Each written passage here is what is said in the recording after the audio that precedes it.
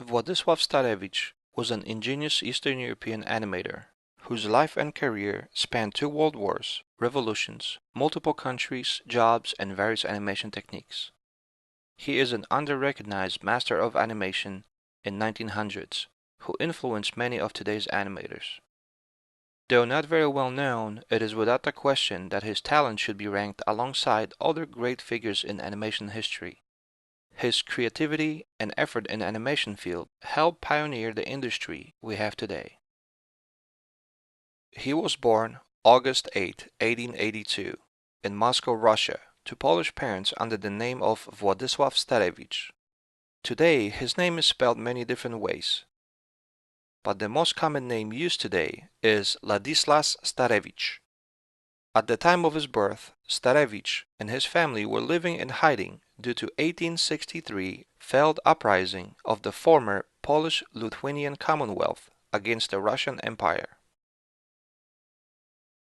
At age 4, Starewicz was sent to Kaunas to be raised by his grandmother, after his mother passed away in 1886. His family had a great appreciation for arts and nature, which in turn sparked Władysław's fascination with insects.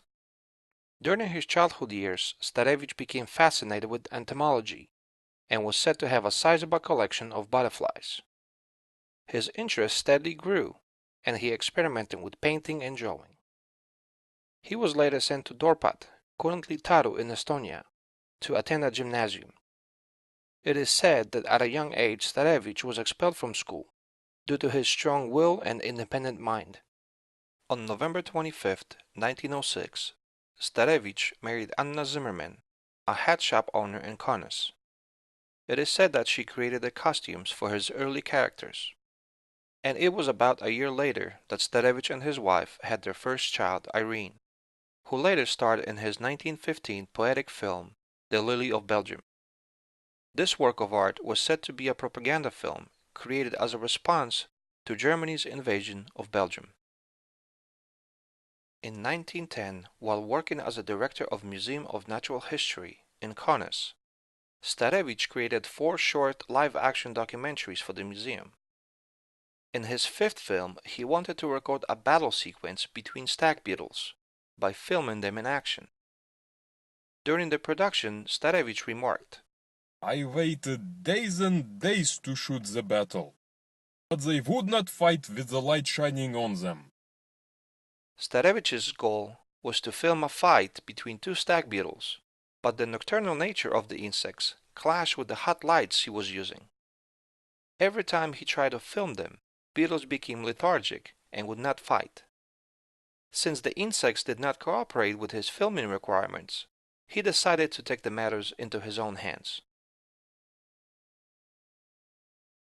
Inspired by watching Emil Cole's 1908 animated matches, he recreated the battle using beetle carcasses with wires instead of the limbs.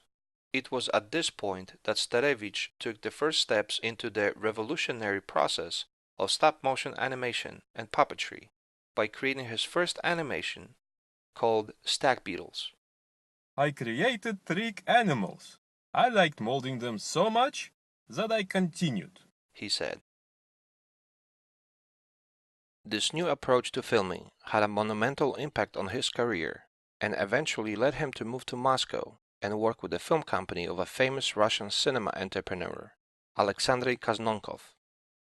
At this company, he was credited for making about 2,000 films.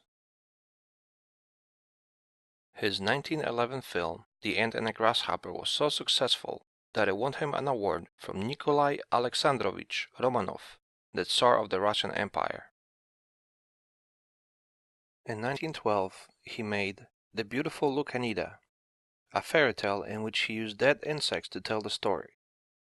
The film was an international success and even tricked a British film critic into believing that the stars of his film were live-trained insects.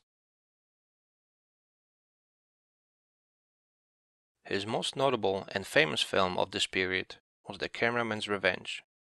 This film demonstrates his creativity, ingenuity, and mastery of directing and filming. The quality and attention to detail of this film is way before its time, and would be a great piece of art even if made today. Having been created in 1912, makes it a masterpiece of animation and art. Starewicz's film successfully portrays the complex emotions that occur in a love triangle, acted out by insects for comic relief. In fact, it is apparent that modern-day animated films are reminiscent of Starewicz's approach to personify human behavior by using animals or insects. After the October Revolution of 1917, Starewicz fled to escape the war and economical problems caused by Russian Revolution. His travels led him to Crimea in Yalta, Italy, and eventually Paris, France. It was there that he changed his name to make it easier to pronounce. He continued his career by focusing his efforts on creating highly detailed puppet films.